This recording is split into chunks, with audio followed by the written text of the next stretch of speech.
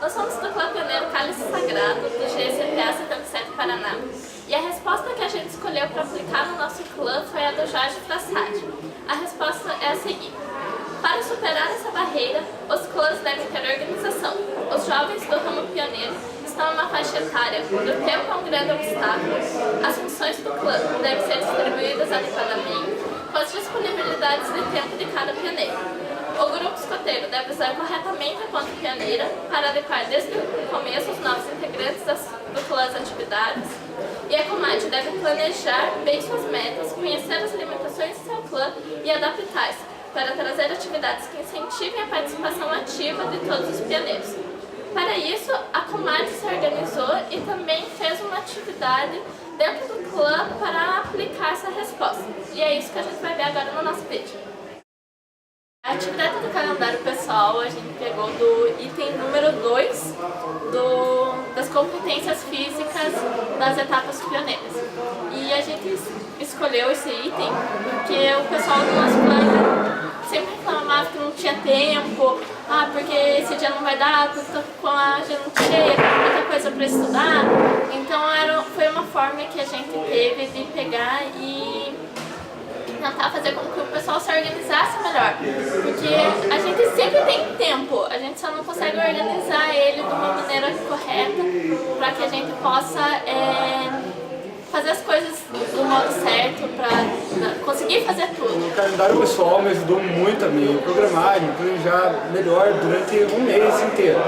No começo eu não estava usando ele direito, porque eu não estava colocando no calendário as coisas que eu tinha que fazer na semana seguinte, por exemplo. Mas quando eu entendi o real propósito dele, que era colocar assim as coisas, tudo que eu tinha que fazer, aí sim as coisas fluíram bem melhor, o negócio começou a funcionar. Eu acho que foi interessante essa experiência porque demonstra que a gente tem mais tempo do que a gente acha que não tem, né?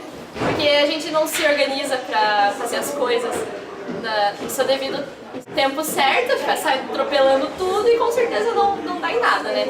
Então o melhor é se organizar dessa forma, assim, foi muito útil.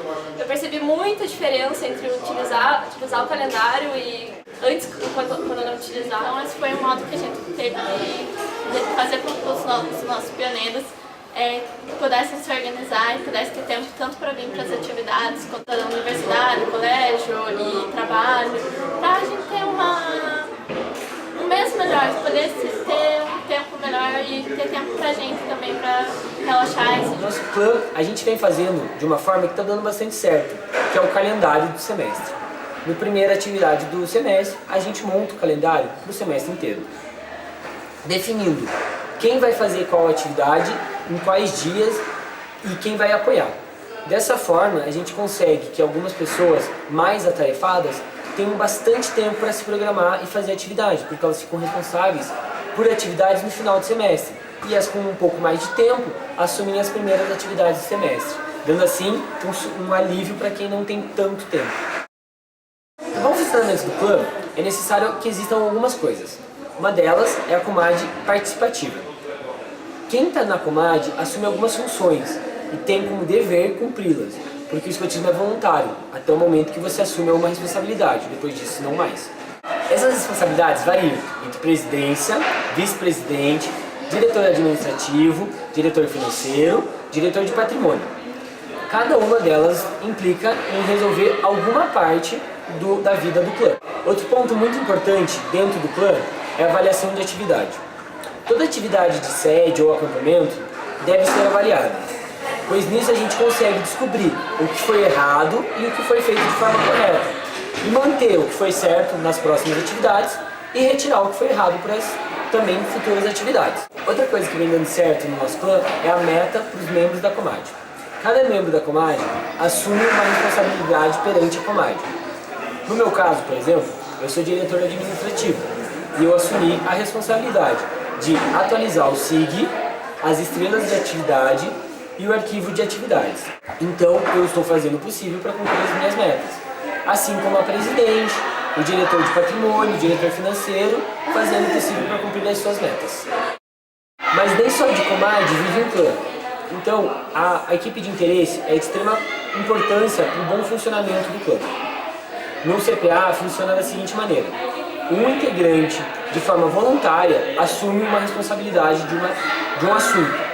E essa pessoa vai formar uma equipe de interesse, de pessoas que se interessam por aquele assunto, e vão trabalhar em prol de alcançar esse objetivo.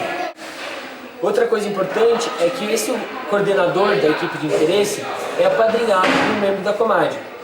Ou seja, a Comad atua efetivamente também na equipe de interesse, apoiando, auxiliando, tirando as possíveis dúvidas do coordenador. As equipes de interesse que estão atuantes hoje no nosso clã são fazer pizzas para que a gente consiga lucro, para a gente fazer a viagem no meio do ano que vem, manutenção e reformulação da nossa carta pioneira, reforma da nossa caverna, além das equipes que funcionam para fazer atividades externas ou algumas coisas menores dentro do nosso clã. Fazendo essas equipes de interesse, a gente consegue fazer com que ninguém fique sobrecarregado, com que cada um faça um pouquinho e a sua As equipes de interesse ajudam muito na evolução assim, do clã, porque se todo mundo fizesse as coisas, eu acho que não daria certo. Não daria tão certo quanto pessoas escaladas para fazer tais coisas. E geralmente quem se candidata às equipes de interesse é quem tem mais afinidade, quem já conhece sobre o assunto, ou quem quer conhecer sobre o assunto. Então é uma oportunidade para você conhecer mais sobre coisas novas, diferentes. Eu acho que a equipe tem que ter uma pessoa, tipo, no cabeça, assim, pra coordenar tudo, porque senão não flui. Não adianta ter uma pessoa ali que ela não sabe comandar, porque daí não vai dar certo. As pessoas têm que estar empenhadas para participar, senão não dá certo também. A passagem de um ramo para o outro sempre foi um item que gerou grande evasão dos jovens, seja de qualquer ramo para o ramo seguinte. No nosso caso, o ramo sênior, o ramo pioneiro não é diferente. O que a gente pode fazer para minimizar esse tipo de coisa? Em primeiro lugar, a gente teria que no ramo que ele está, no caso do ramo sênior, ir afastando gradativamente esse jovem das posições de comando e de importância e tentar que ele comece a participar mais ativamente de atividades em conjunto com o ramo seguinte, no nosso caso com o ramo pioneiro. Bom, mas o que a gente pode fazer de efetivo em relação ao nosso problema? A gente já vem há algum tempo pedindo para que o ramo sênior proceda dessa forma, mas ainda temos vários jovens que passam para o ramo pioneiro sem ter feito nenhuma atividade com a gente. O que a gente pretende fazer para o ano que vem, em conjunto com a chefia do ramo sênior, já no primeiro mês de atividade, pegar todos os jovens que vão passar no semestre do ano e começar a convidá-los para que, pelo menos uma ou duas vezes por mês, eles façam atividades com o ramo pioneiro. Dessa forma, quando chegar a data de passagem, eles já vão estar com um entrosamento bem maior e não vão se sentir tão alienígenas. Outra coisa é trabalhar para que os pioneiros tentem fazer do ambiente do clã um ambiente mais amigável possível para o sênior. Tá foda, moletom. Muito! Desculpa, não consegui.